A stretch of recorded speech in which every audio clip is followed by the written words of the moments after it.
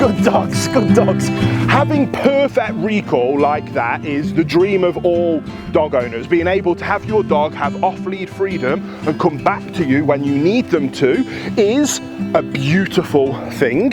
And in this video, I'm going to show you exactly the things that you need to understand if you want to have perfect recall, just like this as well. Make sure you stay for the fourth tip, because the fourth tip is where the rubber really meets the road on whether you're going to be able to have perfect recall yourself at home. The first thing that you have to make sure that you're practicing every single day from the first moment you bring your dog home is that coming to you is an awesome thing. No exceptions ever. Anytime your dog makes a good decision naturally to come to you, don't be lazy and let them know that they've made a great choice. Oh, good boy. Oh, good boy. Good boy. This is the kind of reaction you want from your dog all the time.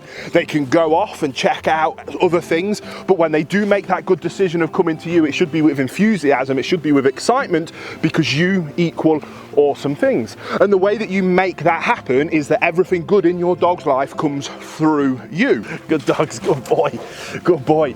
The second thing that you must make sure that you never do with your dogs when it comes to recall is punishing them if it goes wrong. I see people make this mistake time and time again. They're recalling their dog, Sully come, Sully come, Sully come, Sully come, Sully come. And the dog ignores them, the dog doesn't listen to them. They get frustrated and they spend the next 5-10 minutes chasing their crazy dogs. And when they finally, Sully, what's this?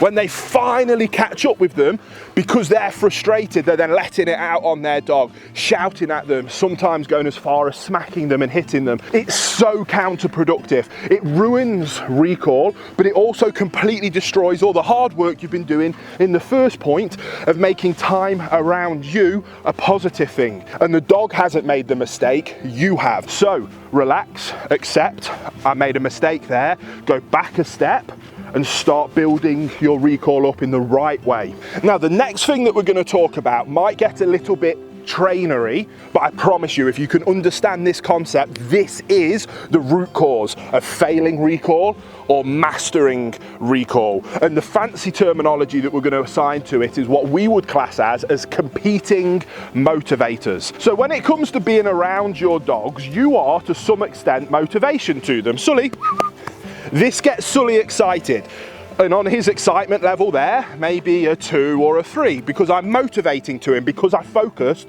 on point 1. But watch what happens when I do this. Sully, watch this.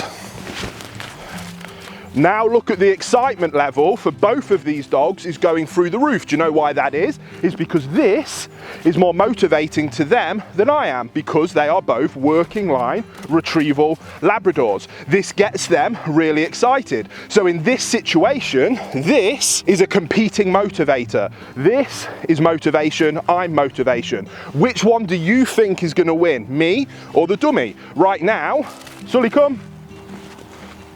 I have just lost. Now they're going off and playing. I set Sully up to fail because I didn't have the scales of motivation in my favor in that situation. So it's incredibly important that you understand your dogs and you understand what motivates them for 2 reasons.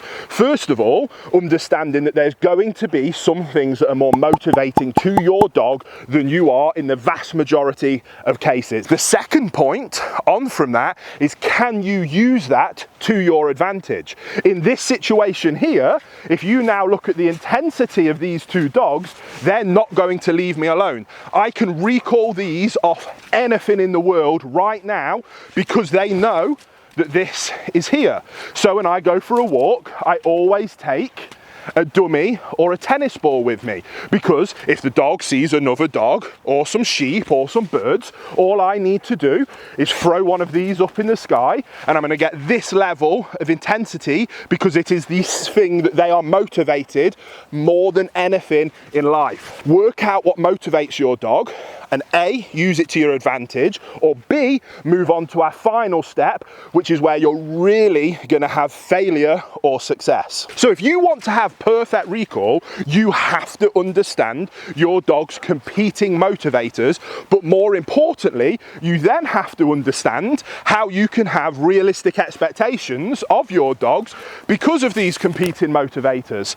So if you have a dog that is bred to flush birds, I'm talking spaniels, pointers, you are going to be constantly competing with motivators for your dog that are more important than you are. You can have the best sausages or cheese in the world, but if your working line Cocker Spaniel is by some bushes out in the beautiful countryside where pheasants may have been, there is not a sausage on God's green earth that is going to be more motivating to your spaniel than going and flushing out that game. So you either need to counter those scales, and there are advanced techniques that we can talk about in future videos of how to do that, or you understand your dog's competing motivators and you have realistic expectations that you're not going to let them off lead in those circumstances because you understand that that would be setting them and you up to fail.